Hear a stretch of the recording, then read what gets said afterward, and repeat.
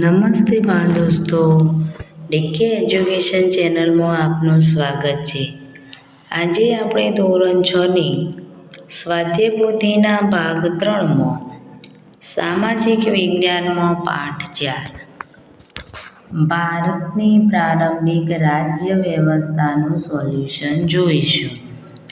તે પહેલાં બાળ દોસ્તો, જો તમે આ વિડીયોમાં નવા હોય તો વિડીયોને સબસ્ક્રાઈબ કરવાનું ભૂલતા નહીં. તો ચાલો સોલ્યુશન જોઈએ. પ્રશ્ન 1. નીચે આપેલા દરેક પ્રશ્નના ઉત્તર માટે આપેલા વિકલ્પોમાંથી વિકલ્પ શોધી અને ખાનામાં લખો.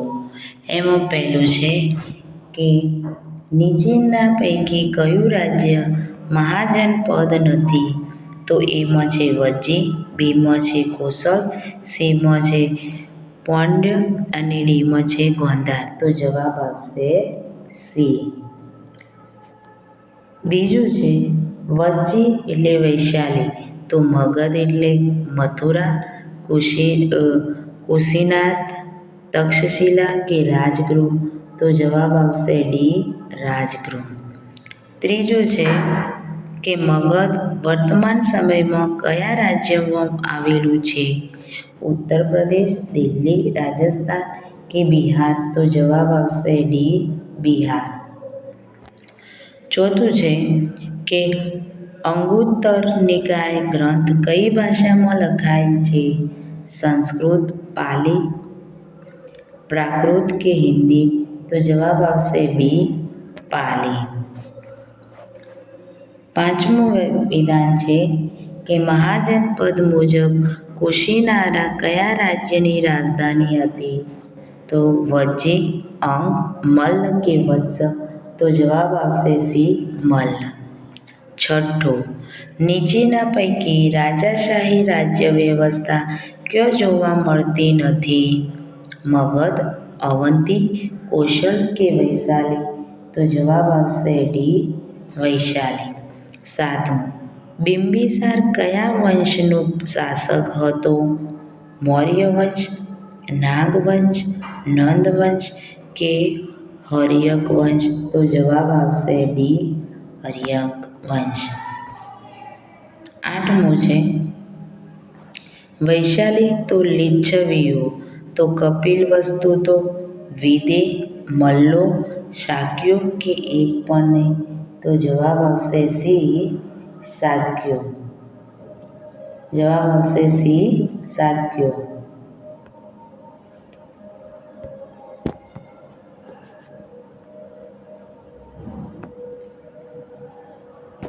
કયા પ્રકારની રાજ્ય વ્યવસ્થામાં પ્રમુખની પસંદગી ચૂંટણી દ્વારા થતી હતી?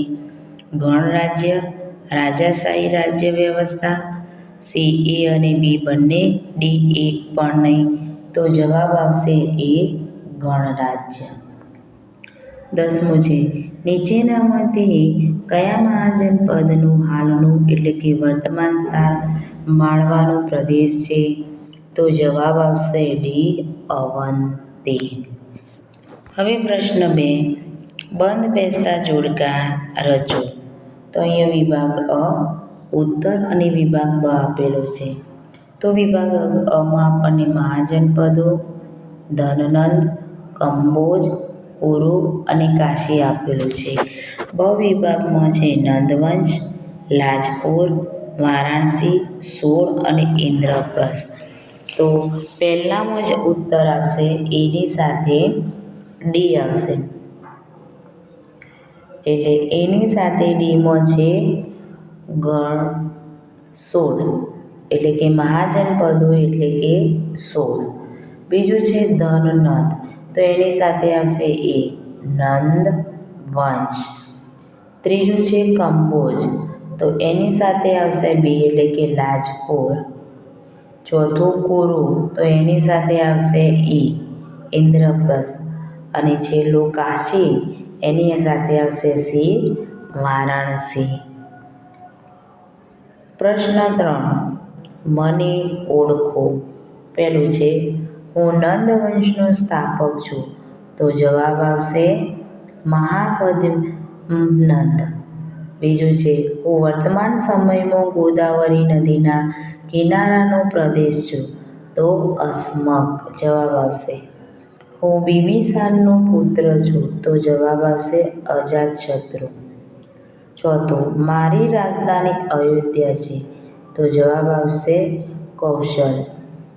પાંચમું હર્યક વંશ પછી સત્તા પર આવનાર વંશ છું, તો જવાબ આવશે નાગ વંશ.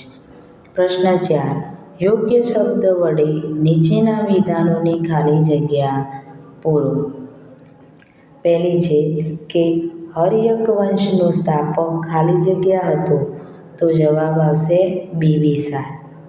બીજી છે અનુવૈદિક કાળમાં ખાલી જગ્યા ગ્રંથ અનુસાર 16 મહાજનપદો હતા, તો જવાબ આવશે અંગુત્તર નિકાય. ત્રીજી ખાલી જગ્યા છે મહાજનપદોના સમયગાળામાં ખાલી જગ્યાના ઓજારોને લીધે ખેતીમાં સુધારો થયો, તો જવાબ આવશે લોખંડ. ચોથું છે કે ગણરાજ્યની સભામાં સભ્ય તરીકે વૃદ્ધ તેમજ ખાલી જગ્યાની પસંદગી થતી, તો જવાબ આવશે યુવાનો. પાંચમું છે ગણરાજ્યમાં પ્રત્યેક સભ્યને ખાલી જગ્યા ગણવામાં આવતો, તો જવાબ આવશે રાજા. હવે પ્રશ્ન 5 નીચેના પ્રશ્નોના ઉત્તર 2-3 વાક્યોમાં લખો. પહેલો પ્રશ્ન છે કે નંદ વંશ વિશે ટૂંકમાં માહિતી આપો, તો જવાબ છે કે મહાપદ્મ નંદ દ્વારા સ્થાપિત નંદ વંશ સૌથી શક્તિશાળી વંશ હતો. મહાપદ્મ નંદ ભારતનો સામ્રાજ્ય નિર્માતા ગણાય છે. તેના સમયમાં મગધ ભારતનું સૌથી શક્તિશાળી રાજ્ય બની ચૂક્યું હતું.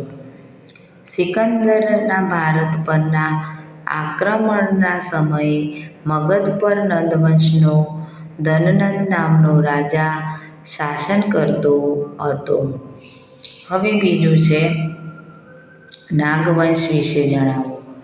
તો હર્યક વંશ બાદ નાગવંશ સત્તા પર આવ્યો, જેના શિશુનામ નામના બૌદ્ધ ધર્મ સાથે સંકળાયેલ રાજાનો સમાવેશ થાય છે.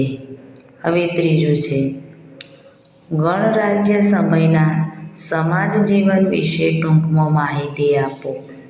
તો ગણરાજ્ય તો વહીવટ સભા કરતી સભાના સભ્ય તરીકે વૃદ્ધો અને યુવાનોની પસંદગી થતી.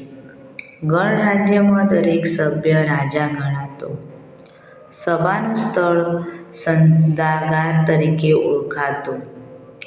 રાજ્ય વહીવટ કરવા માટે સભા ચૂંટણી દ્વારા પ્રમુખની પસંદગી થતી. આમ શાસન સંપૂર્ણ લોકો પાસે હતું.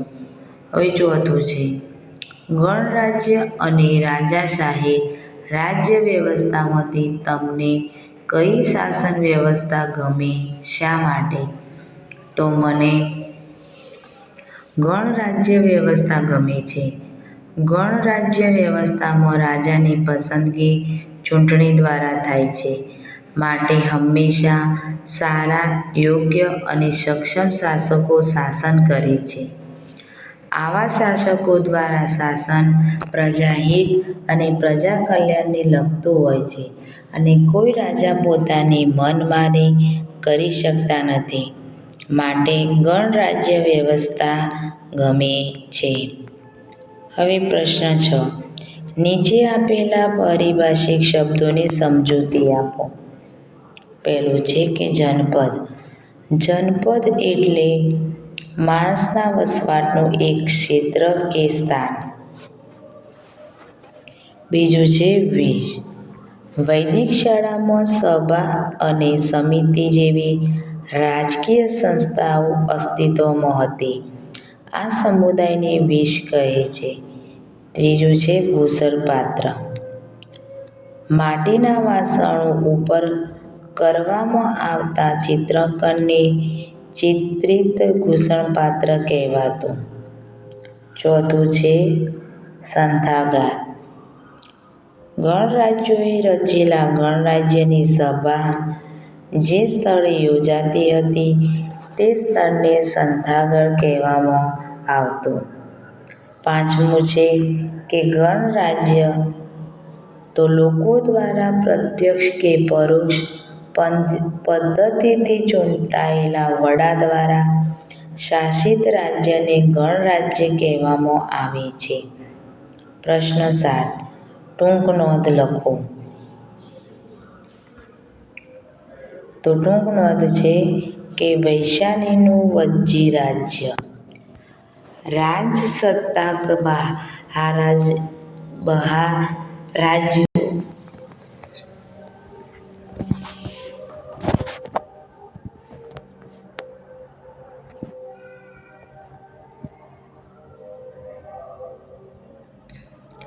વૈશાલીનું વજ્જી રાજ્ય. રાજસત્તાક મહારાજ્યો આસપાસના પ્રદેશોના તાબે કરીને પોતાની સત્તા વધારવા અને સામ્રાજ્ય સ્થાપવાની મહત્વાકાંક્ષા રાખતા. આ જોઈને લીછવી, વજ્જી, સાતુક, વિદેહ, શાક્ય, મલ્ય વગેરે 8 કે 9 જાતિના લોકોએ પોતાનું રક્ષણ કરવા માટે સંઘરાજ્ય સ્થાપ્યું. એ વજ્જી સંઘ નામે ઓળખાતું. એ સંઘરાજ્યનું મુખ્ય સ્થાન લીછવીઓનું પાટનગર વૈશાલી હતું. આથી તેને વૈશાલીનું વજ્જી સંઘનું ગણરાજ્ય કહેવામાં આવતું. ગણરાજ્યમાં રાજ્ય વહીવટનું સંચાલન સભ્યો દ્વારા થતું. હવે પ્રશ્ન 8. તફાવત જણાવો. પહેલું છે ગણરાજ્ય રાજ્ય વ્યવસ્થા અને રાજાશાહી રાજ્ય વ્યવસ્થા. તો ગણરાજ્ય વ્યવસ્થામાં લોકો દ્વારા ચૂંટાયેલા પ્રતિનિધિઓ મુખ્ય હોય છે, જ્યારે રાજાશાહી રાજ્ય વ્યવસ્થામાં રાજા મુખ્ય હોય છે. બીજું છે ગણરાજ્યમાં ગૃહનો વડો મુખ્ય હોય છે, જ્યારે રાજાશાહીમાં રાજા સર્વોપરી હોય છે. ત્રીજું, તેમાં પ્રમુખને રાજ્ય વહીવટમાં મદદ કરનાર મંત્રીમંડળ હોય છે. તેમાં રાજાને રાજ્ય વહીવટમાં મદદ કરનાર પ્રધાનમંડળ હોય છે. ચોથું, તેમાં પ્રદેશની પ્રજાને પોતાના પ્રતિનિધિઓ ચૂંટ્યા છે. અને રાજાશાહીમાં તેમાં રાજાનું પદ વંશ પરંપરાગત હોય છે. પ્રશ્ન 9. કોષ્ટકમાં આપેલ ખાલી જગ્યાઓમાં યોગ્ય માહિતી ભરો. મહાજનપદ, રાજધાની અને વર્તમાન સ્થાન. પહેલું આપ્યું છે મગધ, તો ગિરિબ્રજ રાજગૃહ. પછી એનું વર્તમાન છે દક્ષિણ બિહાર હાલમાં. બીજું છે વત્સ, એક કિશંબી અને પ્રયાગરાજ ઉત્તર પ્રદેશ. સુરસેન મથુરા પાસેનો પ્રદેશ. અસ્મ તો પૌંડ્ય ગોદાવરી નદીના કિનારે. પછી ચેદી સુક્તિમતી યમુના અને નર્મદા વચ્ચેનો પ્રદેશ. અવંતી ઉજ્જૈની માળવાનો પ્રદેશ. ગ્વાન્ધાર તક્ષશિલા પેશાવર અને રાવલપિંડી આસપાસનો પ્રદેશ. હવે પ્રશ્ન 10. ગણરાજ્ય રાજ્ય વ્યવસ્થામાં રાષ્ટ્રના સંરક્ષણની જવાબદારી દરેક નાગરિકની હતી, એટલે કે દરેક નાગરિક સૈનિક હતો. વર્તમાન સમયમાં આપેલ રાષ્ટ્રના સંરક્ષણ માટે શું કરવું જોઈએ જણાવો. તો વર્તમાન સમયમાં રાષ્ટ્રના સંરક્ષણ માટે આપણે દરેક નાગરિકે શિક્ષિત અને જાગૃત બનવા જોઈએ. દરેક નાગરિકે સ્વદેશી વસ્તુઓનો ઉપયોગ કરવો જોઈએ. જ્યારે પણ દેશ પર કોઈ આફત આવી પડી હોય ત્યારે દરેક નાગરિકે તન, મન અને ધન થી સેવા કરવી જોઈએ.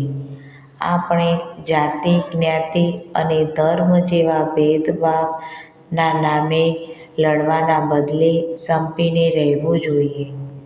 દરેક નાગરિકોએ ચૂંટણીમાં પોતાનો અમૂલ્ય મત કોઈ પણ પક્ષપાત વગર આપવો જોઈએ.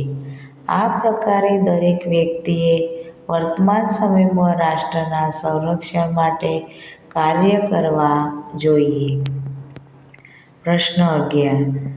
નીચેના શબ્દો ચોરસમાં 5 મહાજનપદોના નામ અને 5 રાજધાનીઓના નામ છુપાયેલા છે તે શોધીને લખો. તો અહીંયા આપેલું છે રાજગૃહ, વારાણસી, તક્ષશિલા, ઇન્દ્રપ્રસ્થાન એ બધા અહીંયા જોડેલા છે. તો મહાજનપદ છે કાશી, મગધ, કૌશલ, અવંતી અને પાંચાલ. જ્યારે રાજધાની છે તક્ષશિલા, વારાણસી, ઇન્દ્રપ્રસ્થ, મથુરા અને રાજગૃહ. બાળ દોસ્તો, જો આ વિડીયો પસંદ આવ્યો હોય તો તેને લાઈક, શેર અને સબસ્ક્રાઈબ કરવાનું ભૂલતા નહીં.